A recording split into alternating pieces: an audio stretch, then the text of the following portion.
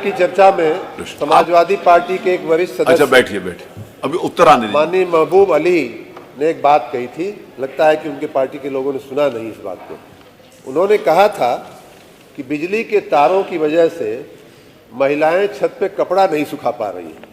आपने कहा था ना, कारण ये है कि पहले बिजली के तारों पे कपड़े इसलिए सुखाए जाते थे कि बिजली नहीं आती थी। अब जो है तारों पे कपड़े सुखाने वाला दृश्य खत्म हो गया तो यही है, था क्योंकि पूरा 440 वोल्ट आ रहा है उसमें। और अगर आप अरे आपने कल कहा था कार्रवाई में, नहीं कहा था, आपने ही कहा था, माननीय किया गया है, नहीं कहा था।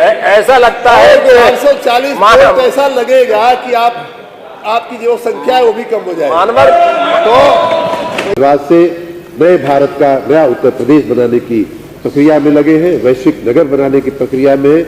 और मुझे एक बात मैं शेर के मार्फत कहना चाहूंगा जो बहुत अच्छी लगती है मुझे।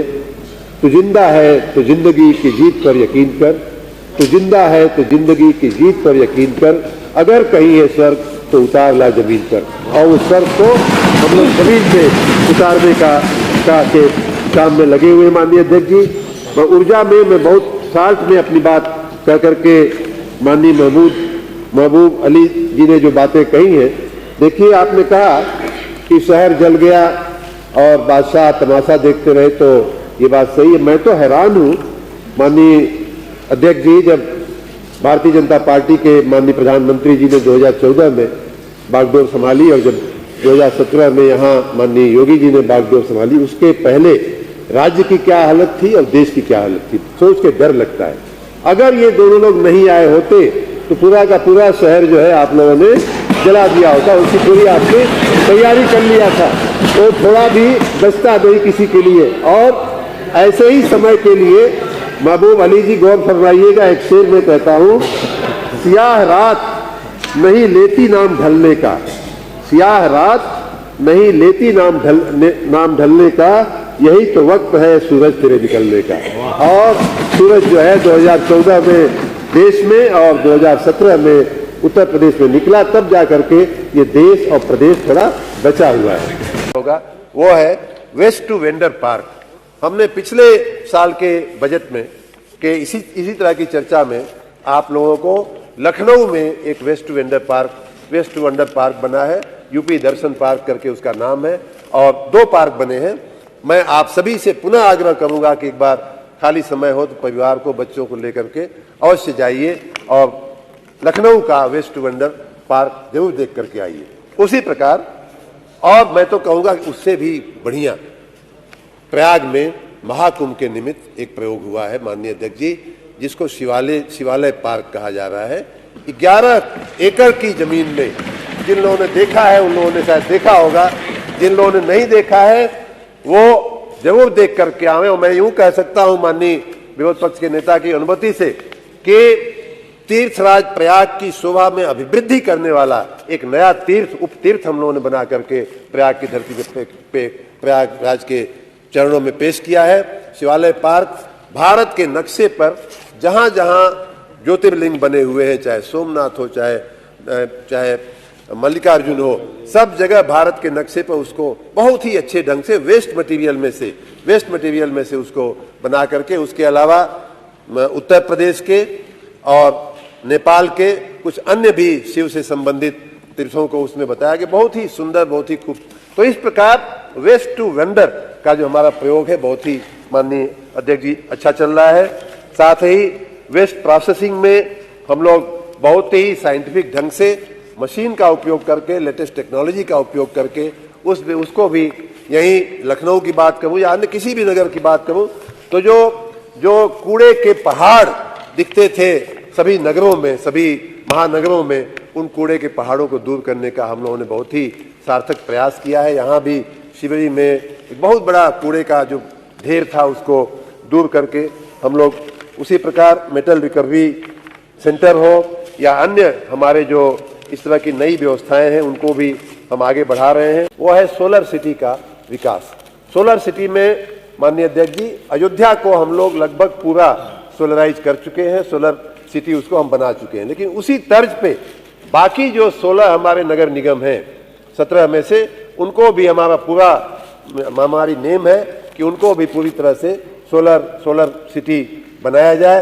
एक प्रयोग हम लोगों ने अयोध्या में सफल कर लिया है और उसको हमें रेप्लिकेट करना है। उसी प्रकार पीएम सूर्य घर की योजना भी हमारी बहुत तेजी से आगे बढ़ रही है।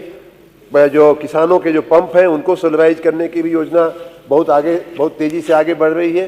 पीएम सूर्य घर के लिए मैं माननीय सभी सदस्यगण से भी निवेदन करूंगा कि आप लोग भी अपने अपने क्षेत्र में थोड़ा सा इंटरेस्ट लेकर के पीएम सूर्य घर की योजना को थोड़ा आप सपोर्ट करेंगे तो ये बिजली जो है आने वाले दिनों में लोगों को मुफ्त की बिजली अपने घर से, जैसे हम अपने खेत से सब्जी उगा लेते हैं, जैसे अपनी गाय से दूध निकाल लेते हैं, वैसे ही अपने घर की छत से हम अपनी बिजली भी पैदा करने में सक्षम हो जाएंगे। और उसके लिए केंद्र सरकार और राज्य सरकार दोनों की ही बहुत ज़्यादा सब्सिडी का प्रावधान किया गया है। 17 ला दिया, अब लाऊं नहीं तो क्या करूं, 2017 तो लाना ही पड़ता है।